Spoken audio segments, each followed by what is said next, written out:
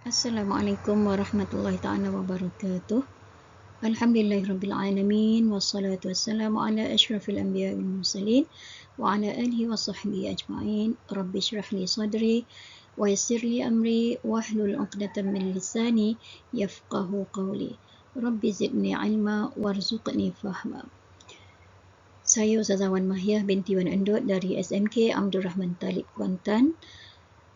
InsyaAllah hari ini kita akan belajar kelas kemahiran Al-Quran tingkatan 4 dengan tajuk jenis-jenis wakaf. Dan sebelum memulakan kelas pada hari ini, marilah sama-sama kita baca doa. Mudah-mudahan kita mendapat keberkatan dari Allah. Okey, bersedia?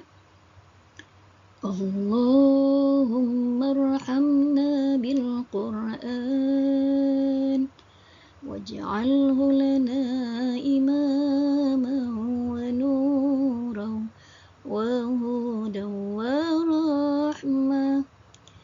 Allahumma dhakkirna minhu ma nasina wa 'allimna minhu ma jahilna warzuqna tilawatahu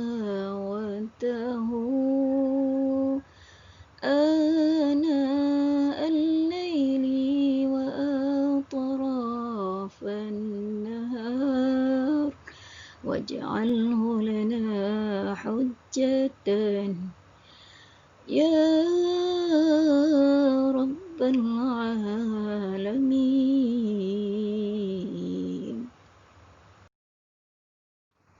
Baiklah, sebelum memulakan topik kita pada hari ini, kita lihat dulu apakah pengertian wakaf. Wakaf pada bahasa ialah berhenti atau menahan, dan pada istilah ialah memberhentikan bacaan dengan cara memutuskan suara pada mana-mana akhir kalimah dalam Al-Quran, berhenti sekejap untuk bernafas dengan niat akan menyambung semula bacaan tadi. Baiklah, kalimah yang ada kaitan dengan wakaf ialah al-ibtida'. Al-ibtida' ialah memulakan ataupun pada istilah bermaksud memulakan semula bacaan Al-Quran setelah memberhentikan atau memutuskan bacaan. Baik, sebagai contoh, bila Ustazah baca Bismillahirrahmanirrahim. Okey, Ustazah berhenti ataupun wakaf pada kalimah dalam basmalah. Jadi Ustazah mulakan semula ataupun al-ibtida' dengan ayat seterusnya. Alhamdulillahi Rabbil Alamin. Okey, itu ibtida'. Baiklah, istilah yang ada kaitan juga dengan wakaf ialah saktah. Okey, saktah ialah diam ataupun pada istilah ialah memberhentikan bacaan tanpa bernafas dengan kadar 2 harakat, kemudian menyambung semula bacaan dengan nafas yang sama.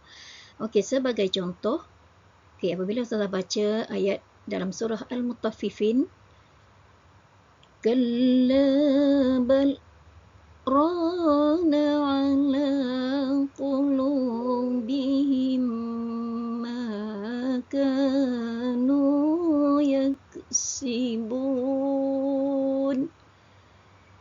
Okey, pada perkataan bal, kita lihat ada huruf sin kecil.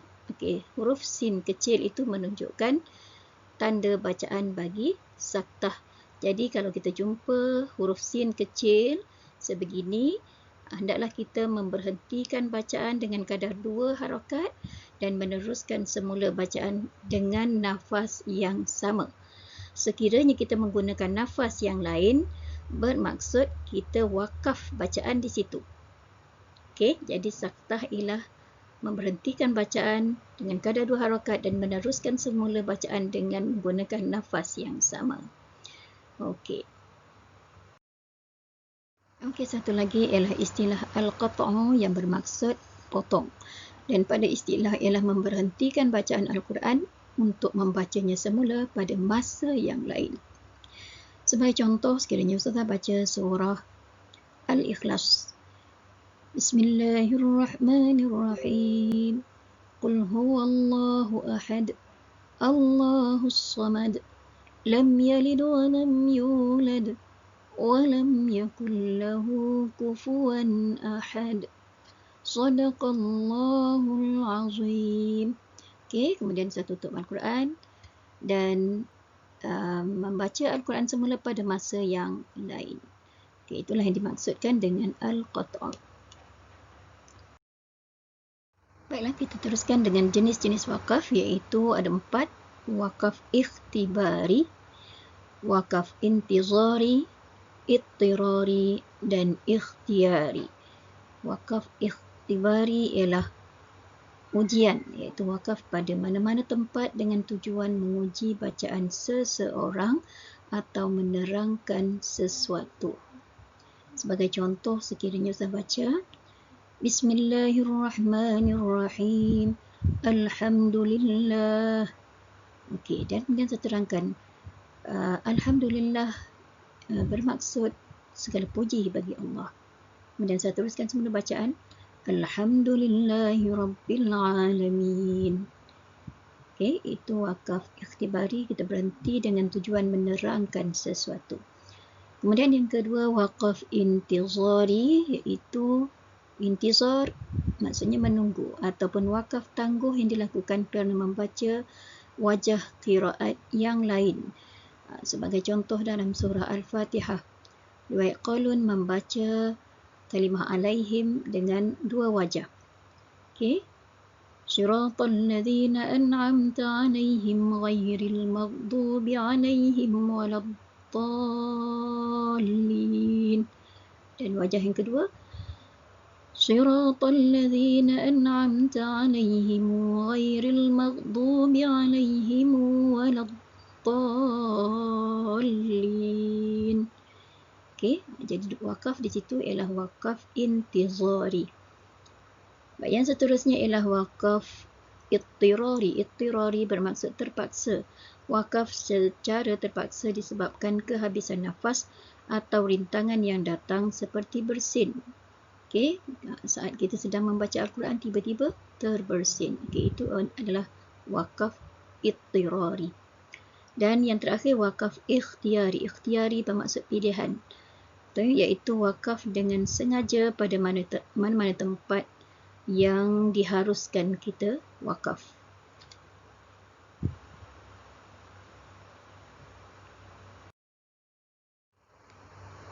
Baiklah, kita masuk pada bahagian wakaf al-ikhtiyari, iaitu yang pertama wakaf tam.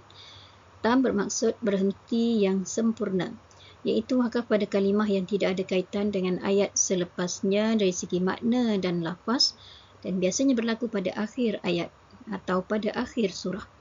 Okey, contohnya Bismillahirrahmanirrahim. Apabila kita wakaf pada akhir ayat pertama dalam surah Al-Fatihah. Okey, begitulah seterusnya.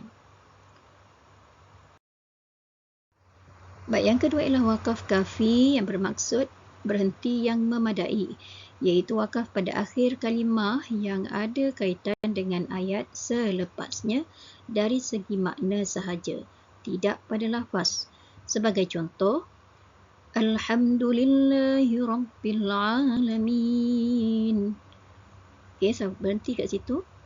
Ar-Rahmanir-Rahim. Okey, jadi ayat Ar-Rahmanir-Rahim sebenarnya menerangkan makna dalam ayat sebelumnya, iaitu Rabbil Alamin. Ya.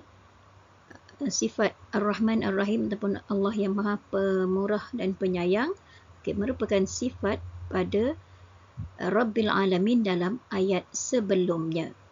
Jadi bagaimanapun, kalau sekiranya kita berhenti pada Alhamdulillahi Rabbil Alamin, okey, itu sudah memadai. Baik, seterusnya yang ketiga ialah wakaf hasan, iaitu berhenti yang baik.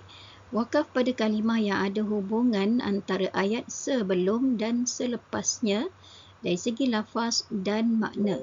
Tetapi ayat sebelumnya ialah ayat yang sempurna dan ayat selepasnya tidak sempurna tanpa ayat sebelumnya. Baik, contohnya dalam ayat Alhamdulillahi Rabbil Alamin, sekiranya ustazah berhenti pada ayat Alhamdulillah. Okey, boleh kita wakaf di situ sebab maksudnya sempurna, segala puji bagi Allah. Bagaimanapun ayat selepasnya iaitu Rabbil Alamin merupakan ayat yang tidak sempurna tanpa ayat sebelumnya. Jadi untuk ayat yang punya maksud yang lengkap, ya, segala puji bagi Allah, Tuhan sekalian alam. Okey. Baik, yang terakhir adalah wakaf qabih, iaitu berhenti yang dilarang. Qabih bermaksud hodoh. Itu wakaf pada kalimah ataupun ayat yang tidak boleh difahami atau yang boleh membawa kepada makna yang salah. Okey, sebagai contoh kita berhenti pada kalimah solah dalam surah An-Nisa ayat 43. Okey, contohnya berhenti pada ayat Ya ayyuhallazina amanu la taqrabus solah. Wahai orang-orang yang beriman, janganlah kamu hampiri sembahyang. Bermakna di situ kalau kita berhenti pada kalimah as-solah, kita melarang, ya, melarang orang-orang beriman daripada mengerjakan solat. Okey, jadi tentulah maknanya membawa kepada makna yang salah dari segi kehendak ayat. Jadi sepatutnya kita baca Ya ayyuhallazina amanu la taqrabus solata wa antum sukara. Okey, sekiranya nafas kita tak panjang boleh berhenti kat situ. Jadi yang bermaksud, wahai orang-orang yang beriman, janganlah kamu hampiri sembahyang ataupun mengerjakannya sedang kamu dalam keadaan mabuk. Okey. Hatta ta'lamu ma taqulun.